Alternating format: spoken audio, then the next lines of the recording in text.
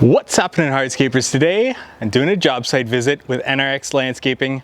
Let's get into this. Okay, hey guys, this is Nick from NRX Landscaping. We're here in Brampton, and we've been on this project for longer than we'd like to admit, but there's a lot of detail involved in this project, and we're very proud of a lot of the things that we've done. We'll show you the unfinished part. So here we just have our walkway coming in. I don't even know how to call this pattern. We'll call it the diamond pattern. By the way, this project is strictly unilock. Everything here is unilock. We used 16 by 16 winter marble. We got Nordic cobble there with the glacier white, I think it's called, and onyx black for the inlays right in the middle. This is a concrete slab on the side here.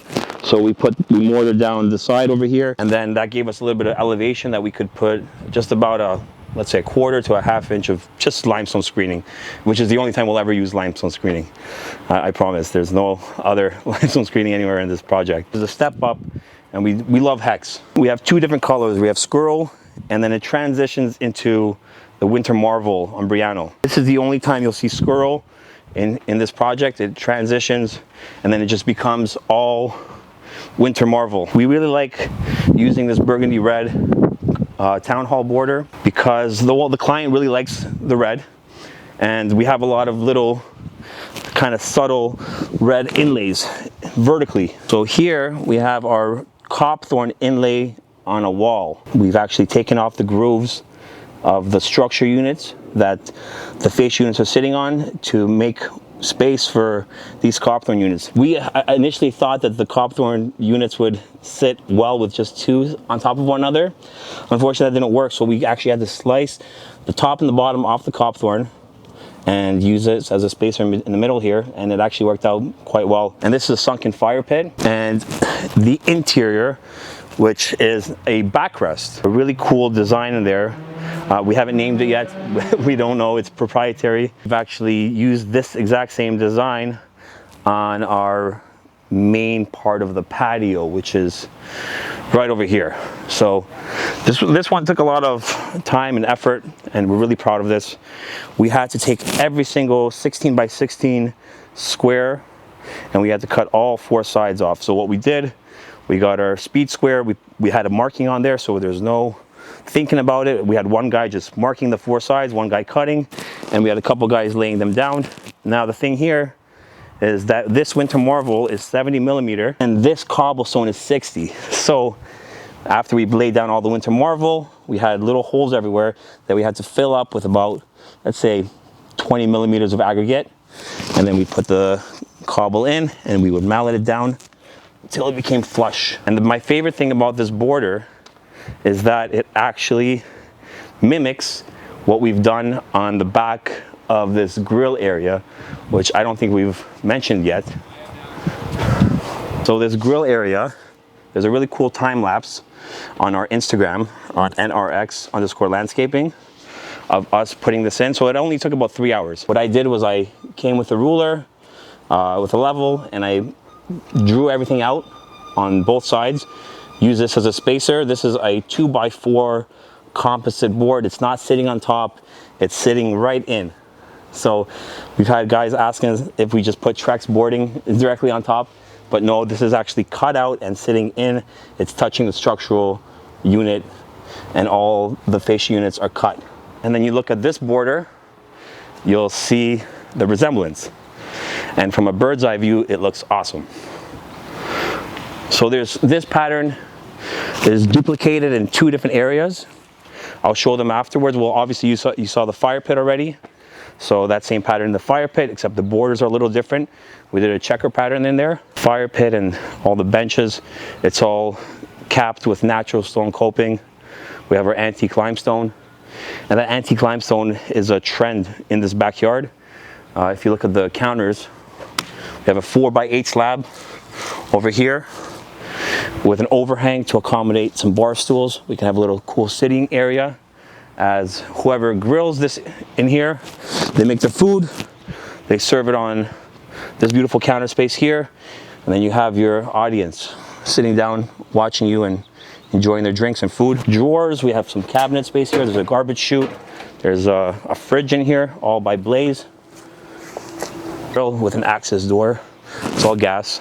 Jump over to the other entrance point. We have our Umbriano stepping stones. And then we transition to artificial turf. And we actually cut the artificial turf to blend into the hex. Here, we really like this transition of the hex transitioning into Burgundy Red Town Hall. So this Burgundy Red Town Hall is essentially our pathway to all the different features in the backyard. So as you walk over here, you have lights underneath the copings over here. They're not on right now. And then this is our third area with the same pattern from a main patio. And this is going to be another seating area. So we have our built-in bench. It's gonna be quite a bit of space. We have our 14-inch caps that sit on there. Sufficient. We have nice heights in there. This is a nice backrest. Now this backrest of the bench, it transitions into a wall that extends through the lounge pool wall. And that's actually going to be a couple little waterfall features and some lighting in there as well. Now this area is not done yet. I'll show you guys afterwards. There'll be some artificial turf, some garden space in here. Put some plants in there, some trees. We're gonna have a garden in here. Now the walkway back to the shed, it transitions back into the Winter Marvel, also in this basketball area. A really cool recreational area. Trees going along the back end here. We have our pool equipment pad with a ton of pipes for all the different fountains and features and all the jets. And yeah, I can't wait till you guys see the rest of the project when it's done. All right, Nick, where can our audience go find out more about you? Where do you want to send them to see more about NRX Landscaping? Primarily, we love to use our Instagram social media channel, which is NRX_landscaping. You can find us on Facebook, and soon you're going to be able to find us on YouTube as well. We're gonna start a channel there. All right, so NRX Landscaping, NRX_landscaping on Instagram, and they're going to be starting a YouTube channel. I've been talking about Nick getting it started with that YouTube channel. So if you find a link in the description below, you'll see that there. And this is a raised patio, and they do theirs exactly like I do. So they use open graded aggregate. So this is what they're using here.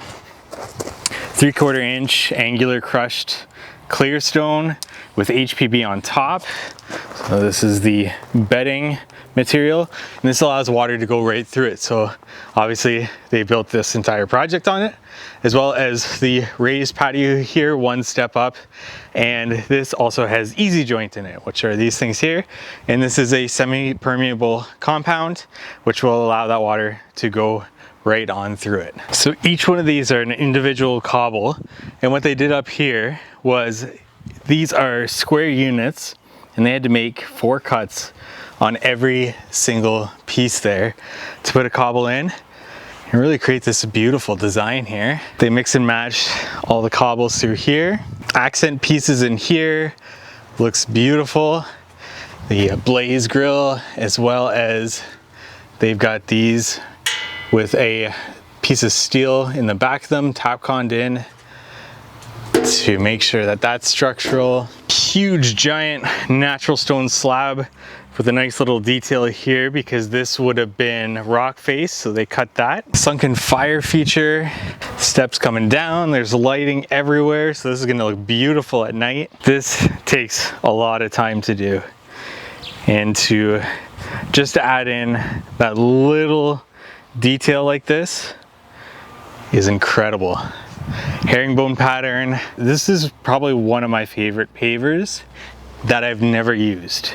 It's a wet cast product, so you're going to be dealing with a lot of variances in height, and they've also added it as the accent through everything here, through the kitchen to the seat walls here, and then down in here. So they've got a lot of continuous patterns and textures and colors throughout the project to make it feel like a very cohesive project here, it seems. Nice little feature there with a basketball court. Like this video if you found it helpful for whatever reason, and subscribe to this YouTube channel for more hardscaping content like this. Thank you so much for watching.